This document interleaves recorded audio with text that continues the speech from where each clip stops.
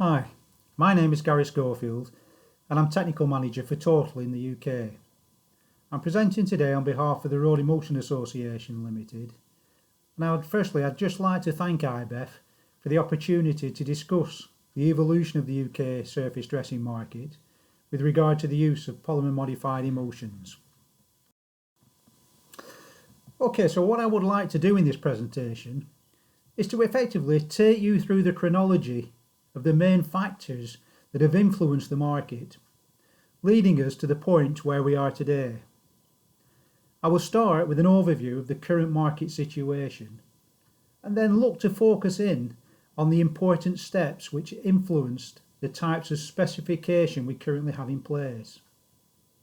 I will then follow the transition of thinking, looking at how that impacted on the materials and processes being used.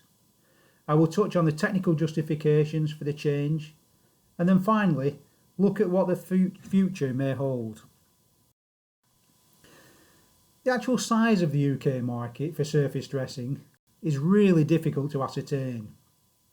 It's true to say that members of industrial bodies, such as the Road Emulsion Association, are concerned about being too transparent with their figures for fear of breaching competition law. And it's much the same with the Road Surface Treatment Association from the contractors' side. However, I think it's true to say that the general consensus within the UK is that the market lies somewhere in the region between 90 and 100,000 tonnes of surface dressing emulsions per year. There's constant debate about whether the volumes of this process should be increasing or not. And there are many justifiable reasons, particularly during periods of budget constraints, when volumes of surface dressing binders might be expected to increase. However, it's fair to say that the volumes do appear to have remained fairly constant over recent years. What we have definitely seen is an evolution of the types of surface dressing that have been applied over recent years.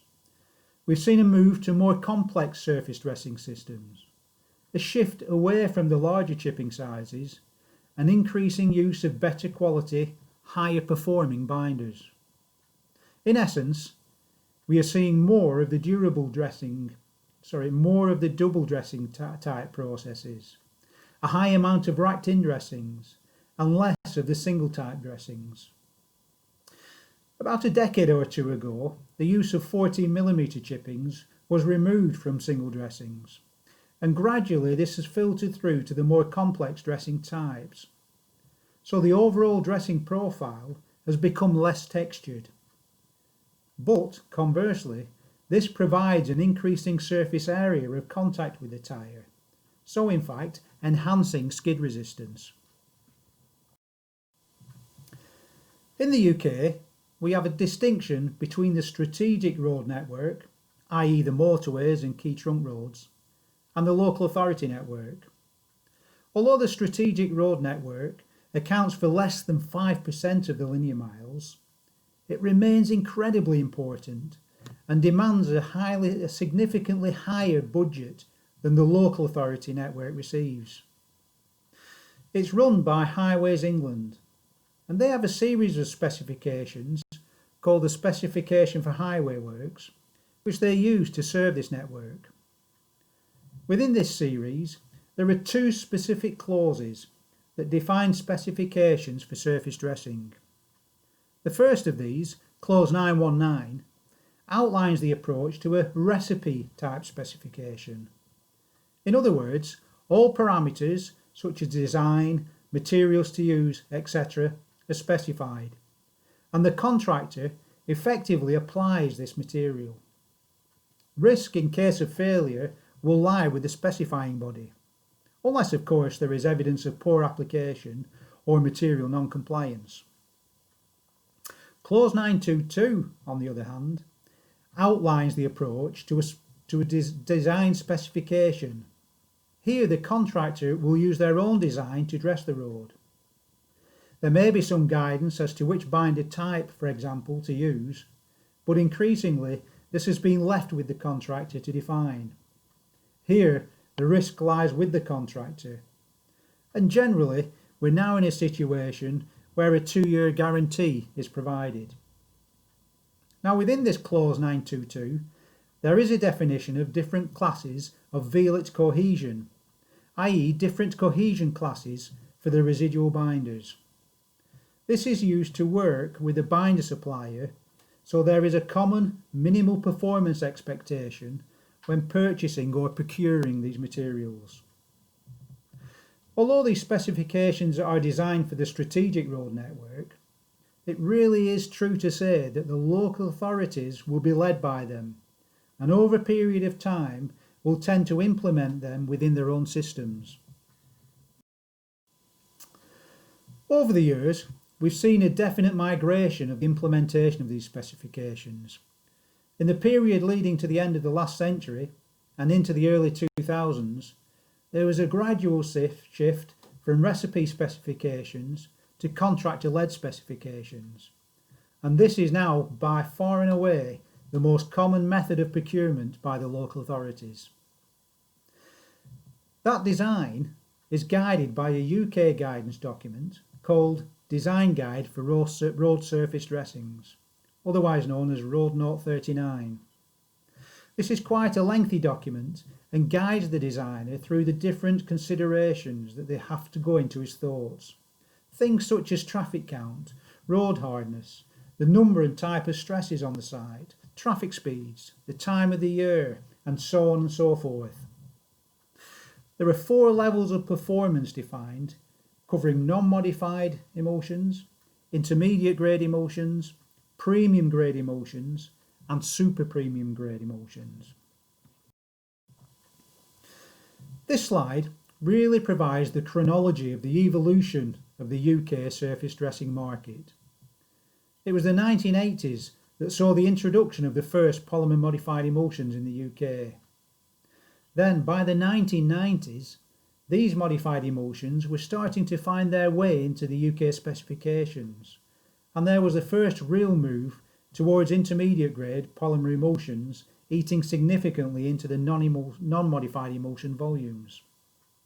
Then in the early 2000s, the use of non-modified emulsions had dropped off significantly, to the extent where a lot of local authorities, particularly in urban areas, stopped using non-modified emulsions altogether. Then moving through to the 2010s, we saw a big shift whereby people were moving from intermediate towards premium grade materials. And it's true to say that we're now in a situation where the majority of the market is probably premium grade, and non-modified emulsions are practically non-existent, apart from a few small areas and private jobs. Interestingly, the super premium grades are still very much the baby of the market and hold just a niche part of the overall surface dressing market. This shift in products used reflects the attitude of the contractor, whose approach is increasingly towards reducing risk. If we just consider some of the performance characteristics that the emulsions can contribute to the overall performance, we can represent this on a radar graph. So we can look at characteristics such as resistance to heavy traffic, high temperature bleeding resistance, resistance against poor substrate condition, high temperature pushing resistance, resistance to early traffic, low temperature cracking resistance, tolerance to a range of weather conditions on application, and low temperature fretting resistance. And we can put the performance criteria on that radar graph. So if we look at the non-modified emulsions, what we used to call our K170, that can be seen represented in red. Then as we look to start introducing the intermediate grade, we start to see significant improvement in performance in the areas of extreme temperature performance, of fretting resistance, and resistance to poor underlying substrate. Then as we move to the premium grade materials, we see further enhancements in these performance areas. And of course that's because of the contribution of the polymer and that elastomeric recovery that we get in the overall performance. It becomes very obvious why we see this migration from non-modified to intermediate to premium grade materials in order to reduce the risk of failure. So, as we look towards the future, we can ask where the developments of the surface dressings might occur. Currently, we are seeing chipping oversprays becoming increasingly popular. And I think it's true to say that the general consensus within the industry is that this is likely to continue and that volumes of these oversprays will increase. But we're also likely to see a continued progression towards the smaller chipping sizes. And probably we feel we will see an increase in the use of super premium grades. As we said, at the moment it's very much a niche area, but we believe that we could start to see an increase as we start to increase the stresses of the roads that are being surface dressed. And of course, from the environmental perspective, we may well see the increased use of secondary aggregates. But of course, we wait and only time will tell. So, that's it from me for now, and I'd just like to thank you all for your time, and indeed I really hope that you found the presentation interesting, and indeed I really hope too that you will enjoy the rest of the seminar. Thank you very much.